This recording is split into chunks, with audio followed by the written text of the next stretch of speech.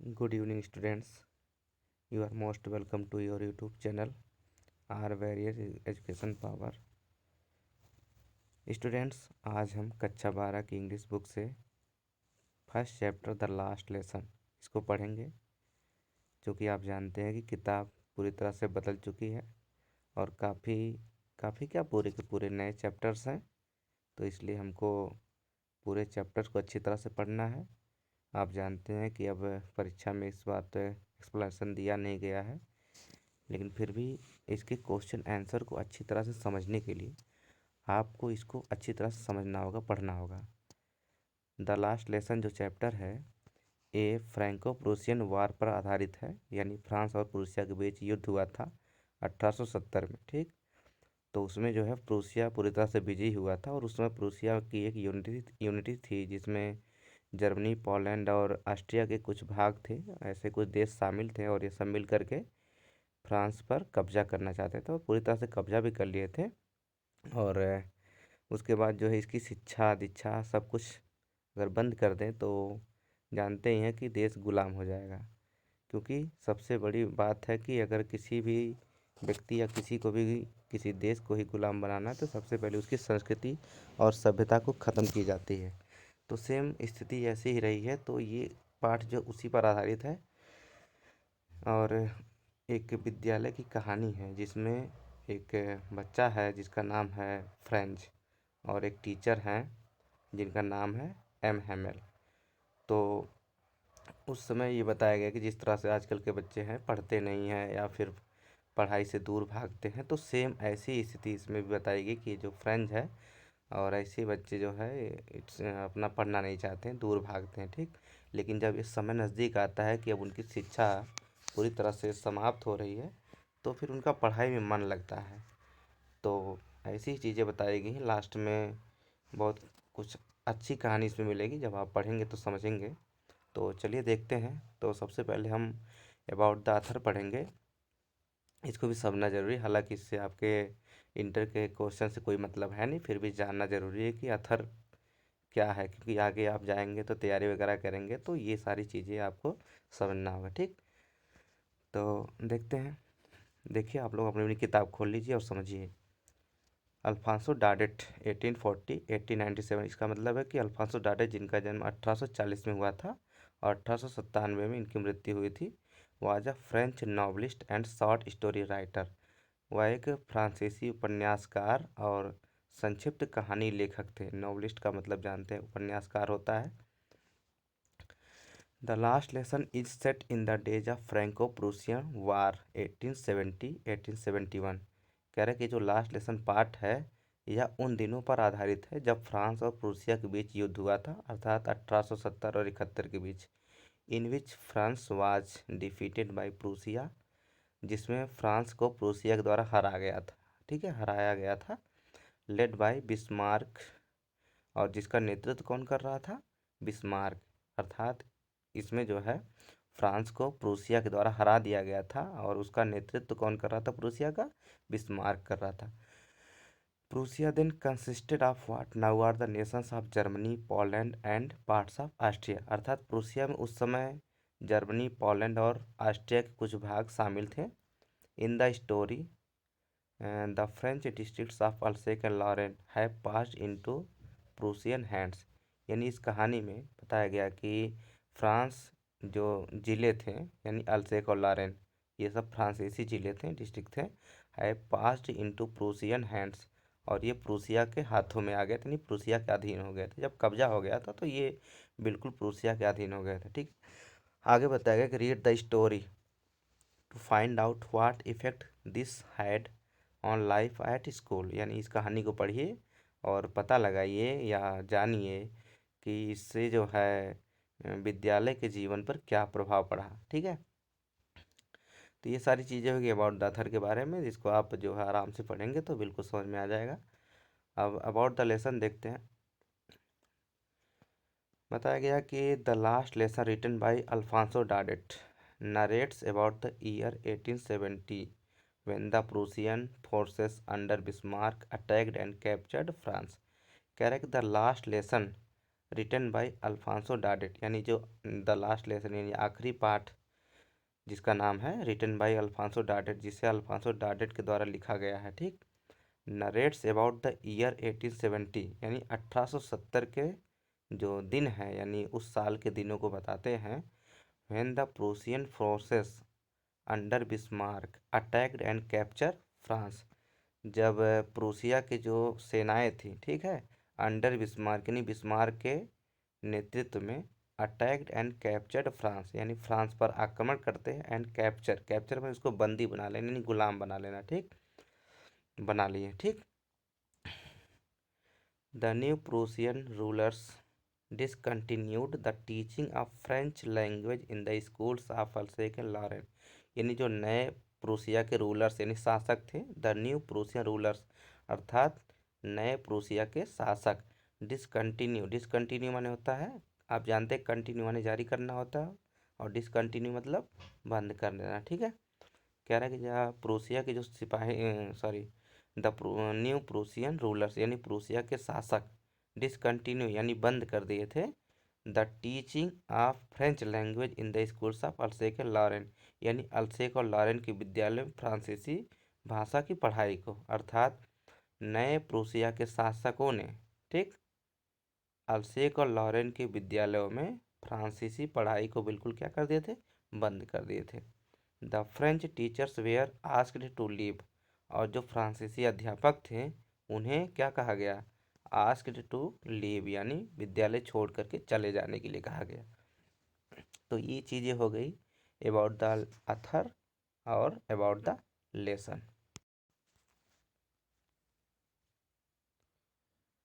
तो स्टूडेंट अब हम पढ़ेंगे इसका जो है टेक्स्ट। ठीक, यानी इसके जो पैसेज। तो पहला पैसेज शुरू होता है, I started for school very let that morning, यानी ये फ्रेंच की बात कही गई है। कह रहा है कि I started for school very let that morning, अर्थात मैं उस सुबह विद्यालय के लिए बहुत ही विलम्ब से चलना शुरू किया। ठीक है, यानी वो विद्यालय बहुत ही विलम्ब से जाता है। ठीक है। And was in great dread of scolding, और मुझे स्कोल्डिंग में डांटना होता है। ड्रीड मीन्स होता है भय। कह रहे कि and was in great dread of scolding, और मुझे डांटे जाने का बहुत ही भय था। ठीक, specially because M Hamel had said that he would question us on participles, specially मतलब विशेषकर, बिकॉज एम हेमल जानते हैं, मैंने पहले बताया कि उनके अध्यापक है। ठीक है। कह रहे कि because M Hamel had said, क्योंकि एम हेमल ने कहा था, that he would question us on participle, कि वह हमसे पार्टिसिपल पर क्वेश्चन पूछेंगे। ठीक है। And I did not know the first word about them, और मुझे इसके बारे में यानी इसके बारे में कुछ भी पता नहीं था, यानी पहला शब्द भी मालूम नहीं था। अर्थात जो फ्रेंच है उसको पार्टिसिपल के बारे में एक भी शब्द मालूम नहीं था। ठीक है। For a moment I thought of running away and spending the day out of doors. For a moment माने कुछ समय तक या कुछ क्षण, I thought of running away मैं भाग जाने का विचार किया। ठीक है।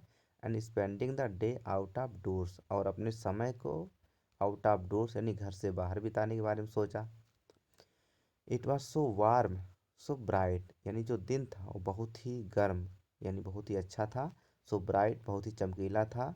The birds were chirping at the edge of the woods, the birds यानी पक्षी जो थे वे आर चर्पिंग यानी क्या कर रहे थे, वो चहचहा रहे थे। At the edge of the woods, woods भी जानते हैं, उस तरह से वुड मीन्स तो लकड़ी होता है, लेकिन वुड्स हो जाता है तो उसके मतलब जंगल होता है। ठीक है। तो कह रहा है कि जो पक्षी थे वो जंगल के किनारे चहचहा रहे थे। एज मीन्स होता है किनारा।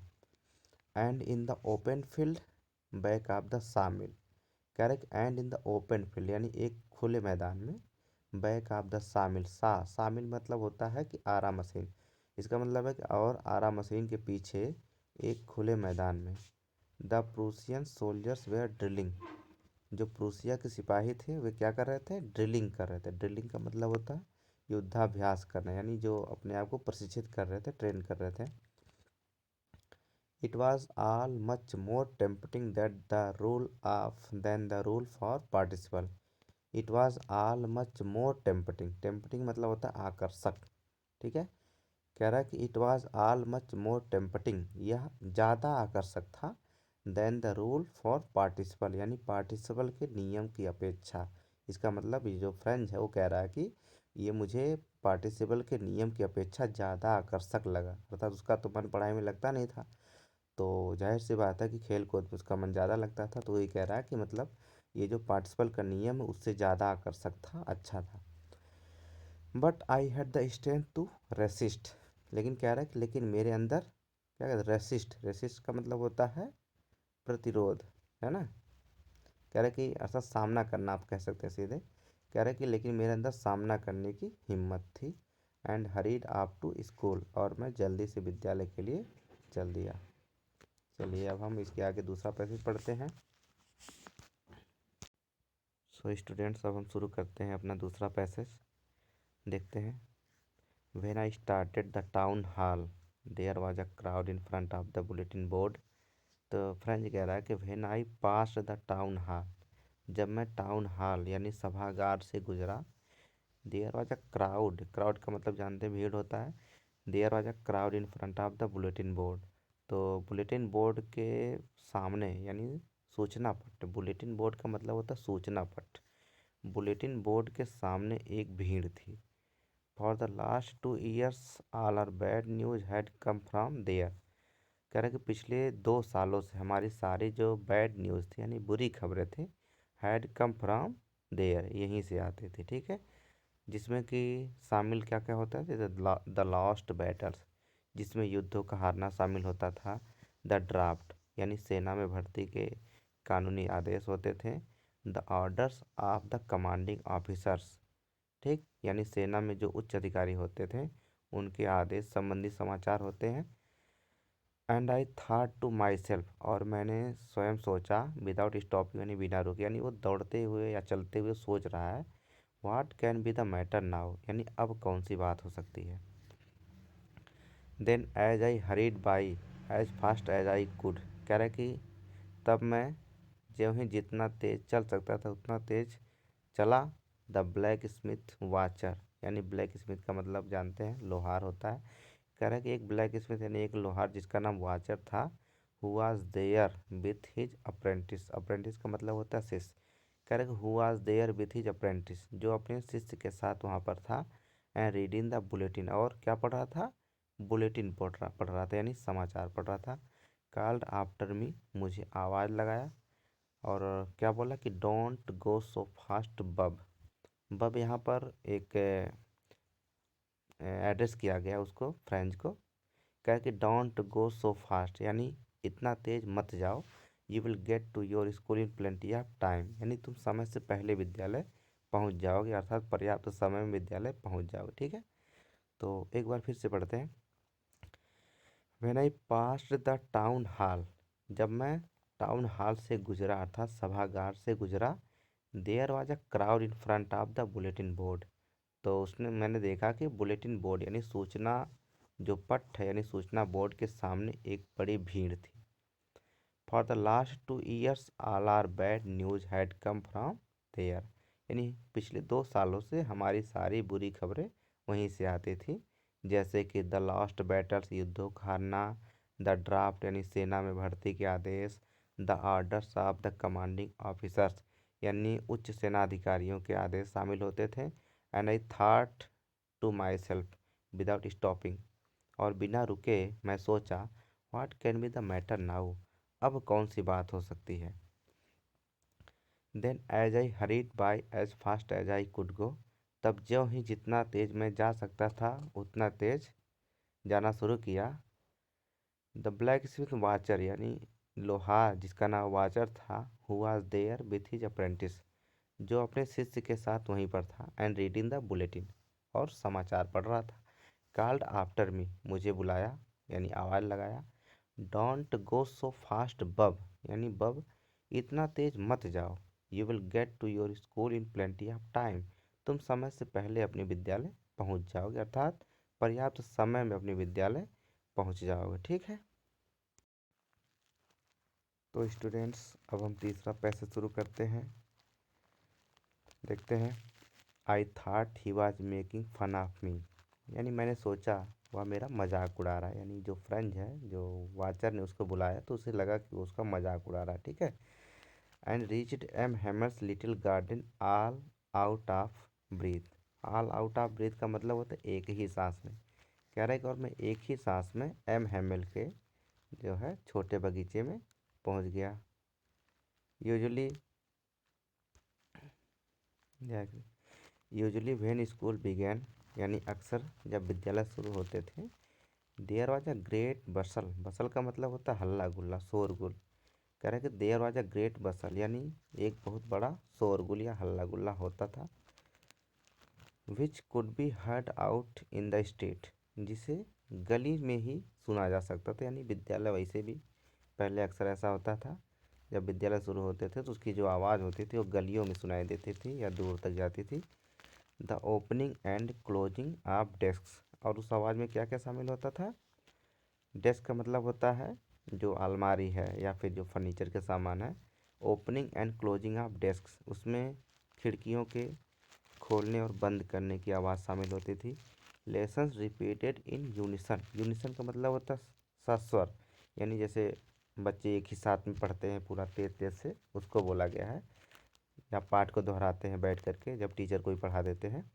तो कह रहे हैं कि लेसन्स रिपीटेड इन यूनिसन, यानी एक ही स्वर में पाठ को दोहराने की आवाज़ शामिल होती थी। वेरी लाउड, बहुत ही तेज़ी से, ठीक है। With our hands over our ears to understand better, और ये आवाज़ इतनी तो तेज़ होती थी कि यदि हम with our hands over our ears, ठीक है, यदि हम अपने हाथों से अपने कानों को बंद कर लें टू अंडरस्टैंड बेटर, तो भी इसकी आवाज़ जो है अच्छी तरह से सुनी जा सकती थी, ठीक है। And the teacher's great ruler rapping on the table, और जो टीचर होते थे यानी अध्यापक के जो रूलर, रूलर का मतलब जानते हैं आप लोग ना, छड़ी होती है, डंडा होता है। कह रहे हैं कि टीचर का जो वो बड़ा सा रूलर होता है उसको टेबल पर रगड़ने की आवाज़ शामिल होती थी, ठीक है। ध्यान समझिए, फिर से समझ लेते हैं। यूजुअली व्हेन स्कूल्स बिगैन, यानी अक्सर जब विद्यालय शुरू होते थे, देयर वाज अ ग्रेट बसल, बहुत बड़ा शोरगुल होता था। Which could be heard out in the street, जिसकी आवाज़ को गली से भी सुना जा सकता था। And the opening and the closing desk, इसमें खिड़कियों के खोलने और बंद करने की आवाज़ होती थी। लेसन रिपीटेड इन यूनिसन, यानी पाठ को एक ही स्वर में दोहराने की आवाज़ होती थी। और वेरी लाउड, यानी बहुत ही तेज़ी से, यानी बहुत ही तेज़ी से पाठ को सस्वर करने की आवाज़ होती थी। With our hands over our ears to understand better, और यदि हम अपने हाथों से अपने कान को भी बंद कर लें तो भी इसकी आवाज़ को अच्छी तरह से सुना जा सकता था। And the teacher's great ruler rapping on the table, और अध्यापक के बड़े रूलर को यानी बड़े से डंडे को उस मेज पर रगड़ने की आवाज़ शामिल होती थी, ठीक है।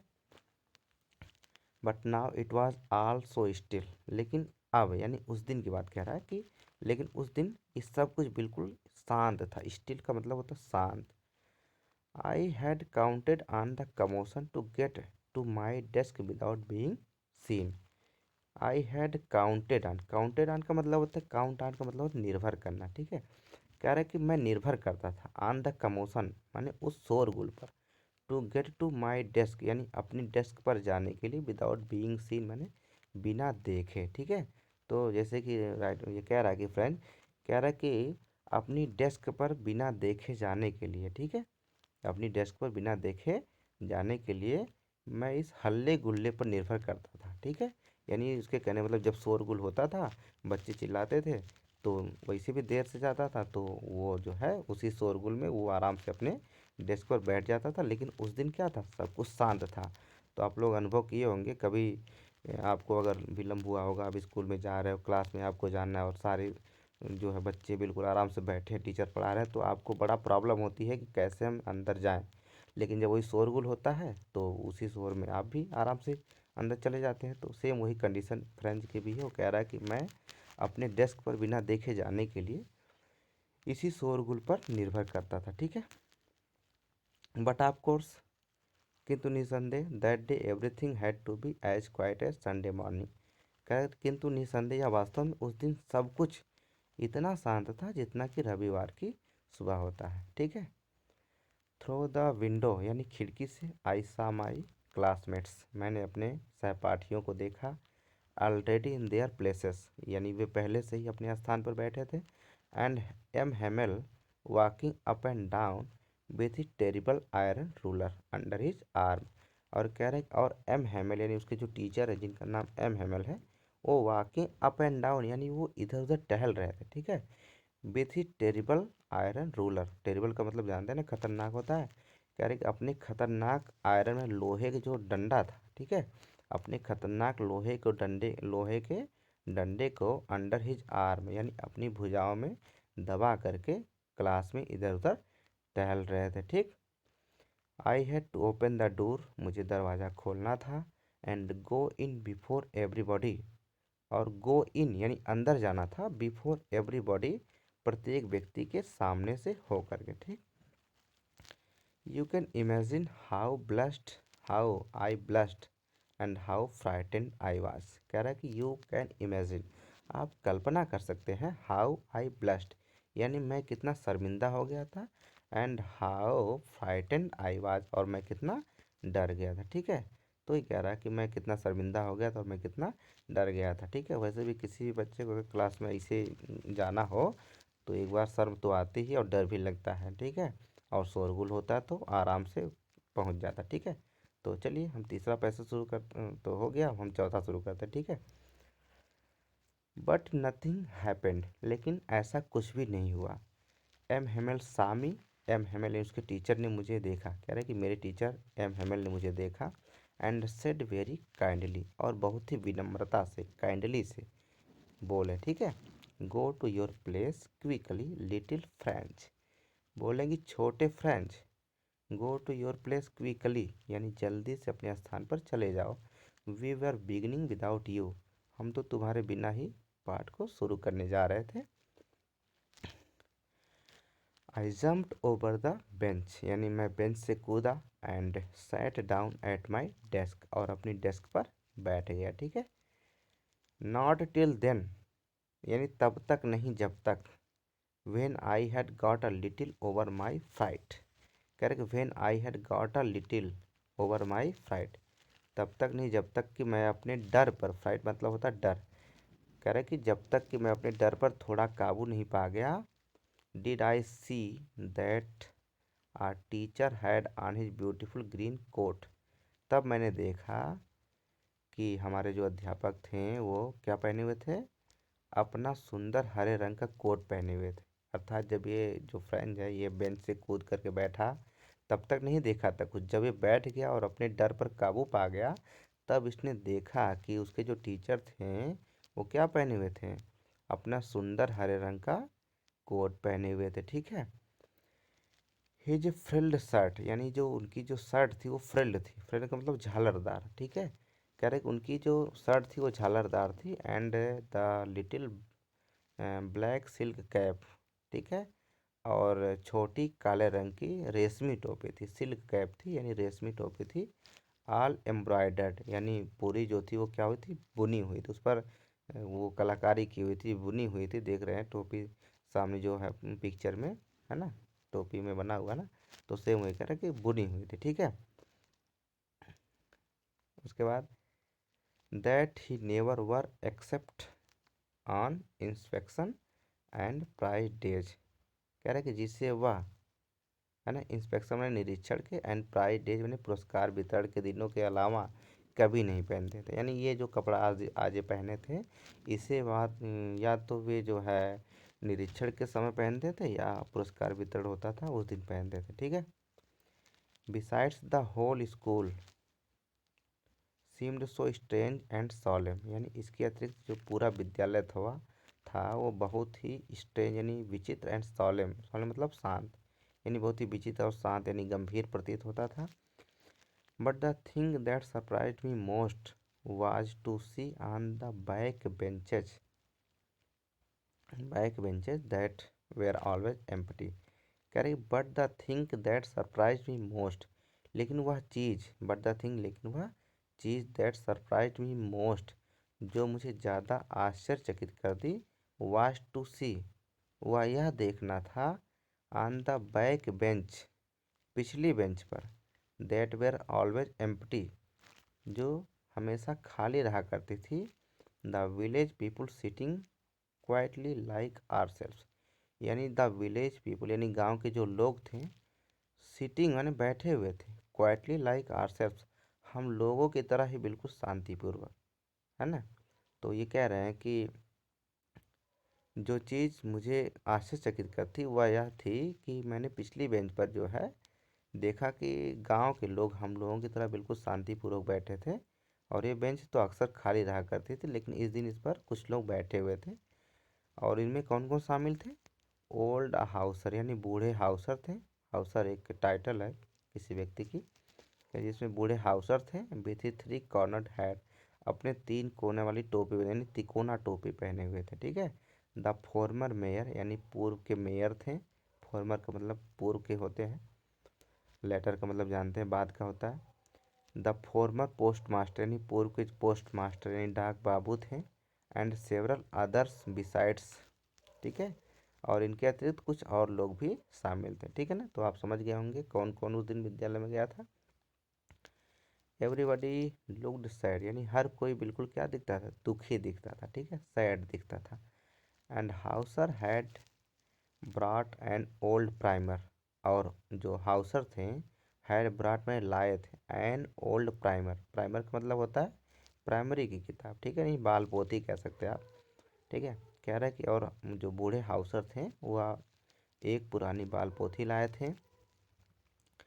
थम्ब्ड एट द एजेज, जो एजेज यानी किनारे पर जो है थम्ब्ड हो गए थे, यानी अंगूठे से जो है बिल्कुल निशान लग गए थे, बिल्कुल जैसे कोने पर नहीं होता वो पेज पलटते पलटते बिल्कुल फट जाता है, तो उस तरह से बिल्कुल जो है हो गया था, ठीक है। थम्ब्ड हो गए थे यानी अंगूठे के निशान से बिल्कुल फट गए थे, ठीक है। And he held it open, ठीक है, ऑन हिज नीज। नीज माने होता है, क्या होता है? घुटना, है ना। और वो इसे अपने घुटने पर खोल कर रखे थे। With his great spectacles lying across the pages, और अपना जो बड़ा वाला चश्मा था वह इसके पेजों के ऊपर जो है रख दिए थे, ठीक है। तो इस तरह से ये हो गया आपका चौथा पैसेज, ठीक। अगला पैसेज हम अगली कक्षा में इसके बारे में पढ़ेंगे, ठीक है। तो thanks for watching this video.